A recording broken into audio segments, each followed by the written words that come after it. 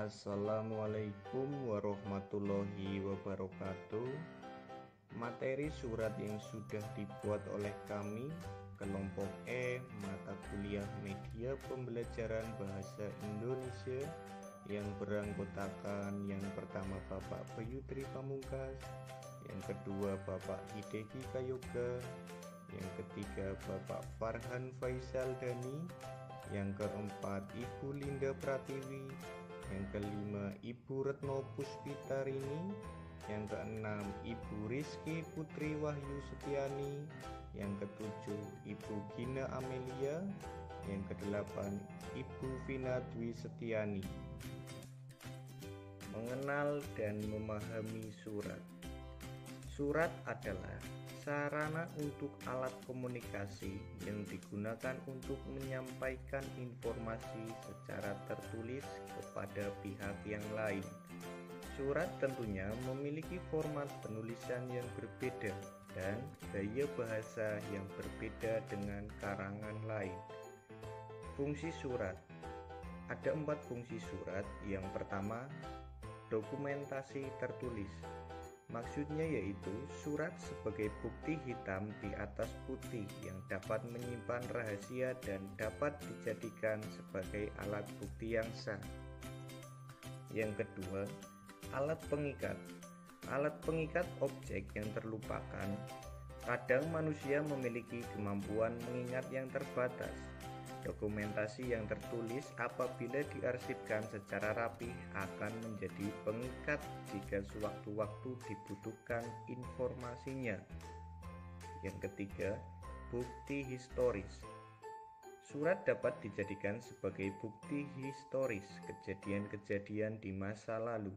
Misalnya seperti surat perintah 11 Maret atau Super Semar yang sampai sekarang masih dapat kita ingat.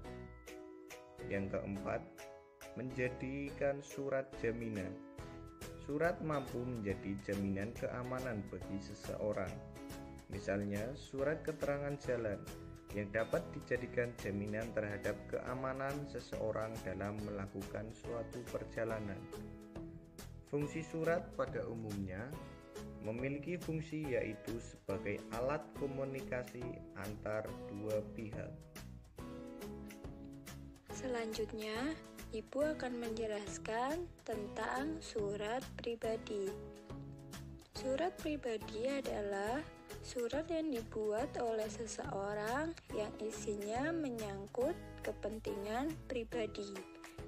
Surat pribadi merupakan jenis surat yang berisi keperluan pribadi yang biasanya ditulis dengan secara pribadi dan ditunjukkan kepada orang lain dengan menggunakan suatu bahasa yang tidak baku.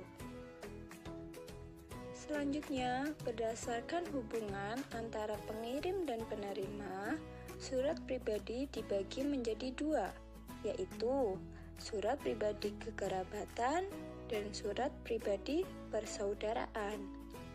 Yang pertama, kita akan membahas tentang surat pribadi kekerabatan.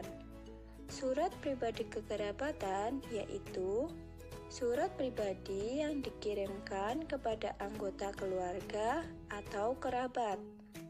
Surat pribadi kekerabatan biasanya menggunakan sapaan kekerabatan, misalnya seperti ayahanda, ibunda, kakak Anda, dan lain-lain.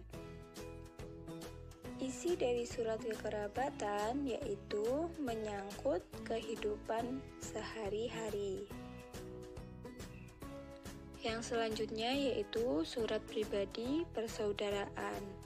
Surat pribadi persaudaraan merupakan surat yang dikirim untuk orang lain.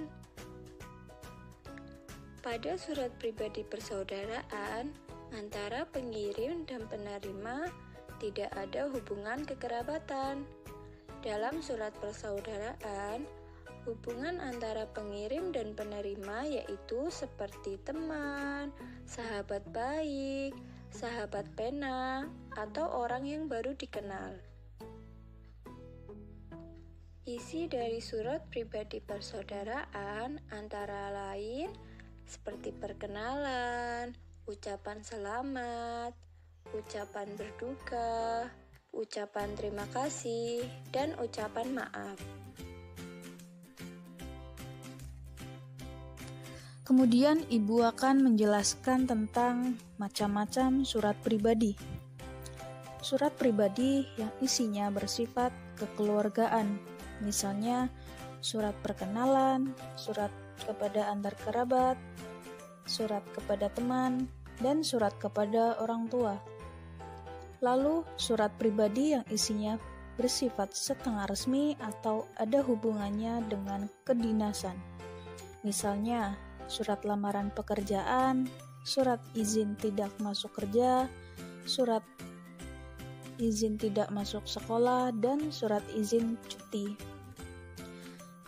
Selanjutnya, Ibu akan menjelaskan tentang ciri-ciri surat pribadi. Yang pertama, memiliki unsur tanggal surat, alamat, pembuka, isi penutup, nama pengirim, dan tanda tangan. Kemudian yang kedua, isi surat pribadi berkaitan dengan masalah pribadi atau bisa juga menanyakan tentang kabar, keperluan pribadi, atau tujuan lainnya. Kemudian yang ketiga adalah ada yang perlu diperhatikan di dalam surat pribadi, yaitu harus menggunakan bahasa yang sopan dan santun. Selanjutnya, Bapak akan menjelaskan bagaimana cara menulis surat pribadi. Bagaimana sih cara menulis surat pribadi itu? Yang pertama, tidak menggunakan kop. Yang kedua, penulisan tanggal surat memakai nama tempat. Yang ketiga, tidak menggunakan nomor surat. Yang keempat, menggunakan salam penutup hormat saya. Yang kelima, tidak menggunakan tembusan. Dan yang terakhir, dapat ditulis pada kartu pos, warkat pos, atau surat.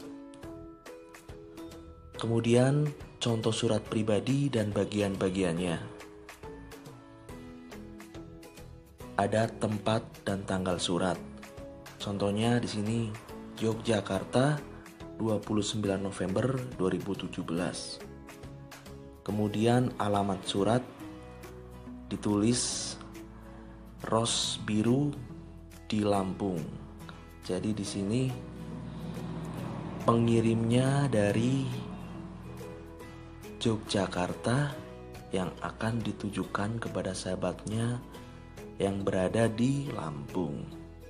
Kemudian ada salam pembuka, ada kalimat pembuka paragraf, kemudian ada isi surat, kemudian ada penutup surat.